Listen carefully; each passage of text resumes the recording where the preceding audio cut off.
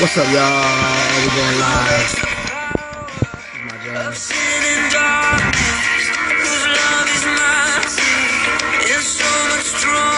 I hope everybody's having a good morning. 8:20. Thanks for joining me. I'm just gonna give a few minutes. Y'all can rock out to this a little bit. Give some, a little bit of time for somebody to show up. And you guys should share. I want to talk about something today that I think is gonna open somebody's eyes. So let's rock out. This is Phil Wickham. This is amazing grace. This is unfailing love. Yeah, share this, man. Share this. Let's get on. Let's go. We're about to go in about 1.5 minutes. I want y'all to jump on.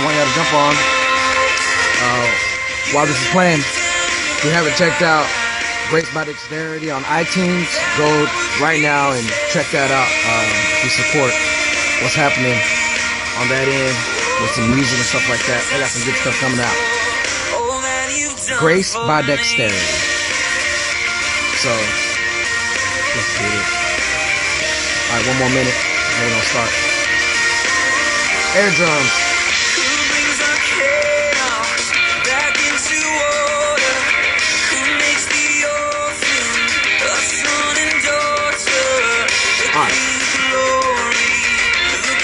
I hope everybody's had a great week. I'm just gonna jump right in. That's enough of that.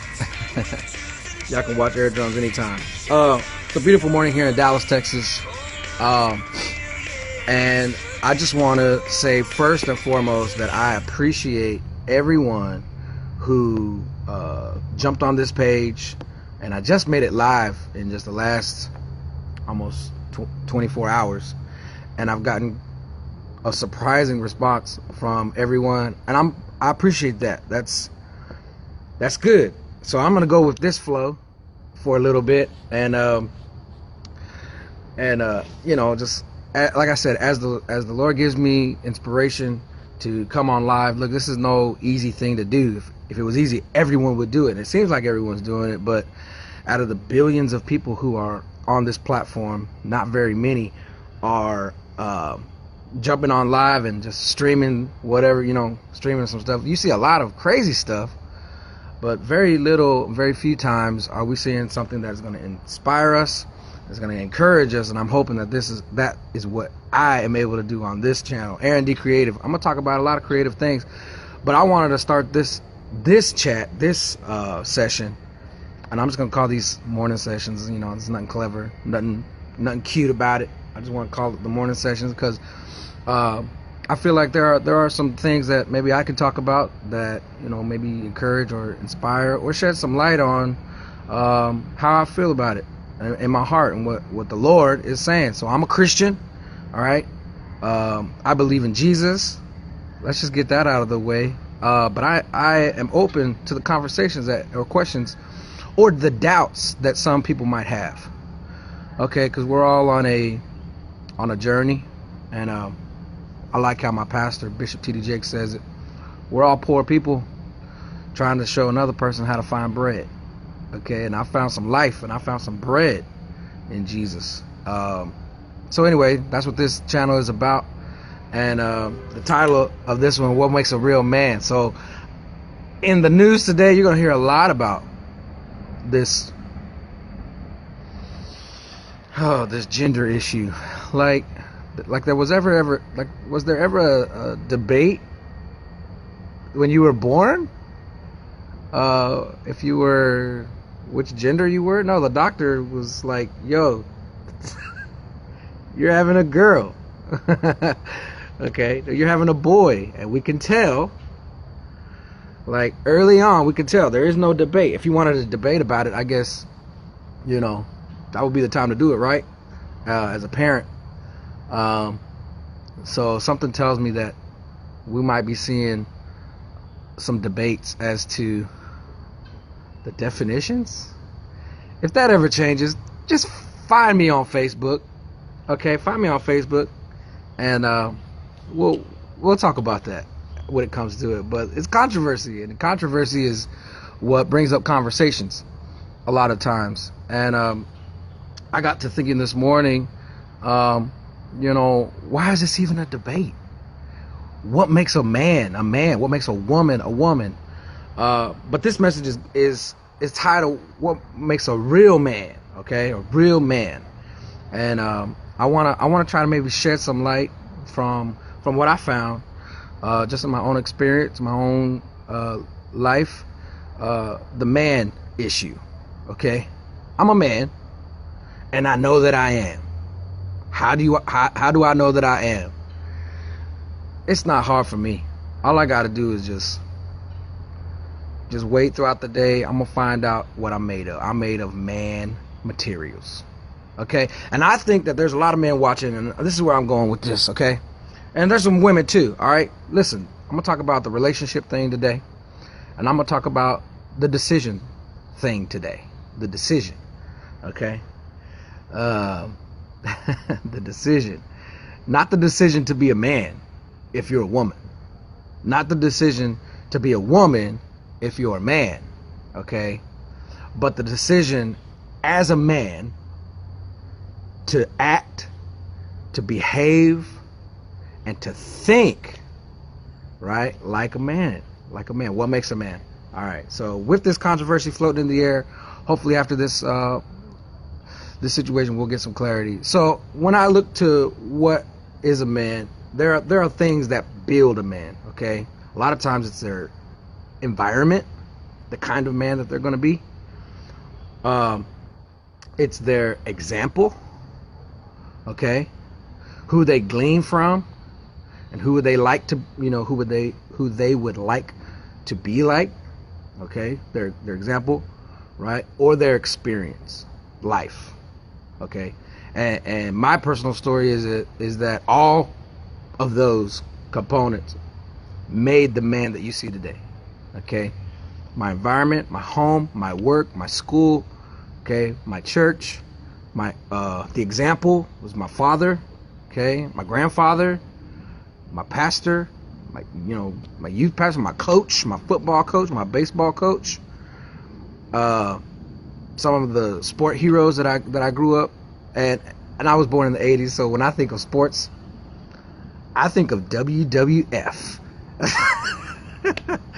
Macho Man Randy Savage. That's just how I think. Okay, look, he was the most macho guy I knew, and I'm not gonna do an impersonation right now, but I got a pretty good macho man. All right. So anyway, the example or the environment. Well, I said environment. No. All right. Yeah. Environment. Whatever. See, next time I'll make notes. I'm just gonna fly on this deal. I got some notes, and they're gonna hopefully inspire you. Yeah. So the environment, right? Your example. So listen. I look at the Bible, and I try to search out this deal. Like, when I wanted to get married, when I had a girlfriend that I thought was serious, I wanted to give her an opportunity to share life with me, and I knew she wasn't gonna, settle for an indecisive guy. We were not in high school, we're not in elementary, we're not kids. I was 26, and I was thinking, what is she gonna, want or would like in me, and at that particular moment I started to think, what's gonna make me a real man? All right. And I think life, experience, that's what it was. Experience. All right. So environment, example, and experience. My life,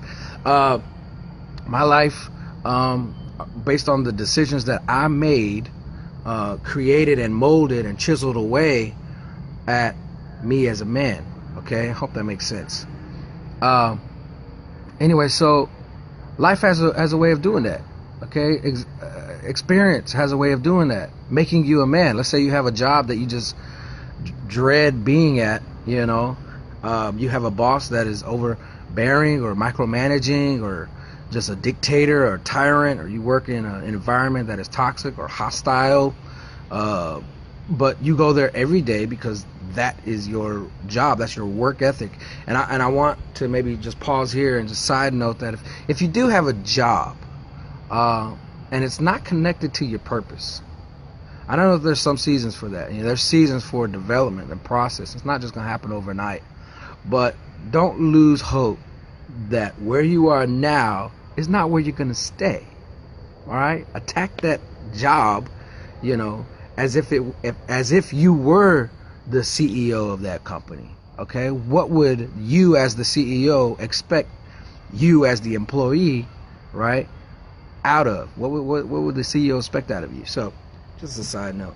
But anyway, you're fearing that environment, and it's causing you to daily make a decision to be present. Or if you're in a home, if you're in a marriage, right, and it's every day, it's causing you to literally and intentionally make a decision to be present, right? And you're making these decisions. Okay, this is what I want to say, is that real men can make decisions for themselves. Okay, and I've been sharing some of this with my friends and some of my peers, that a real man, the definition of a real man, well, let's look at it like this.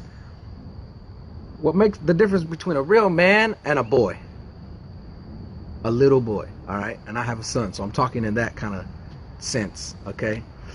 A real man, a grown man, and a real boy. All right, little boy.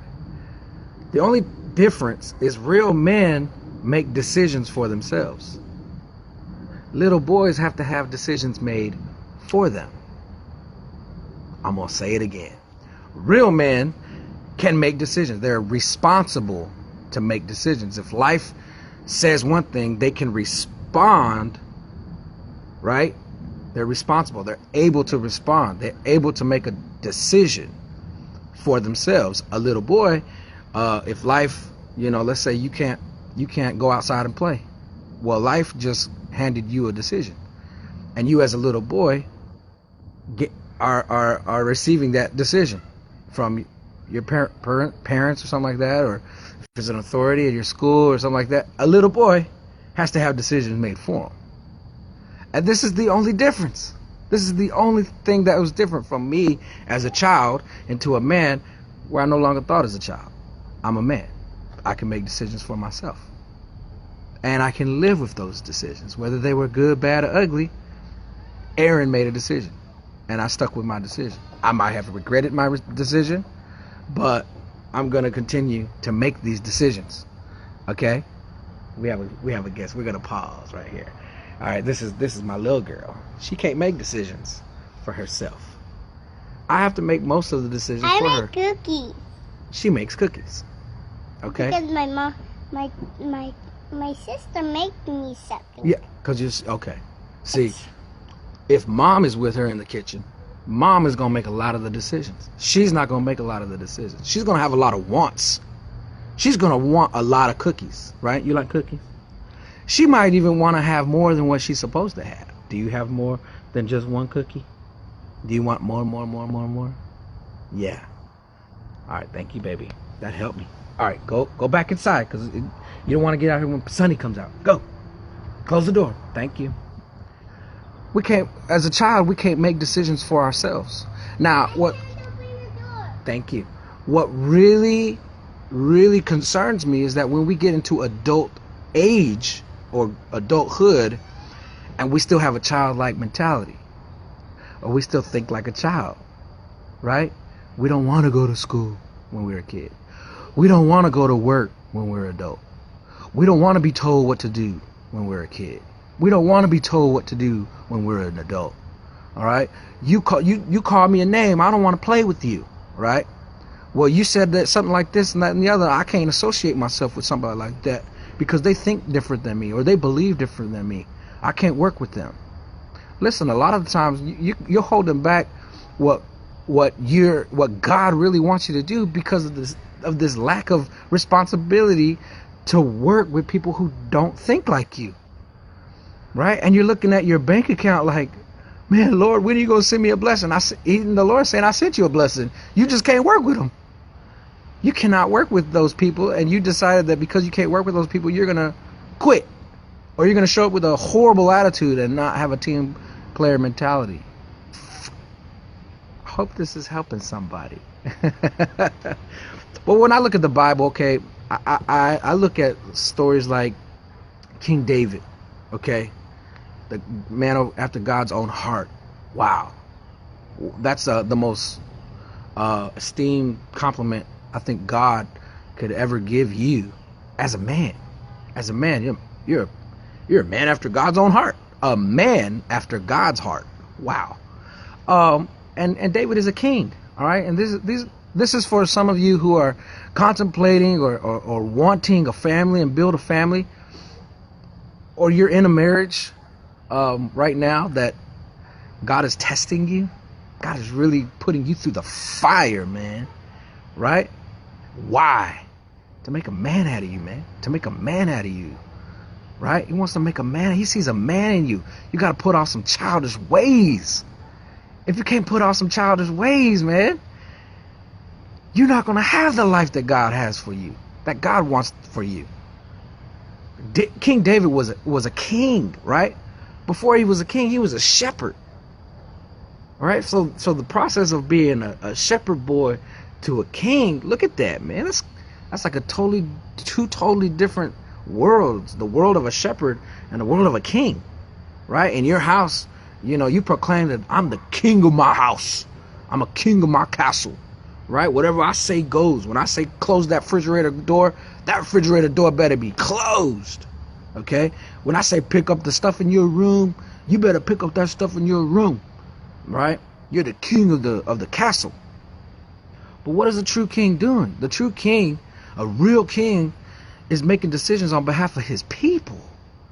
Not so that he can have all this stuff. Nah, he was born with the stuff.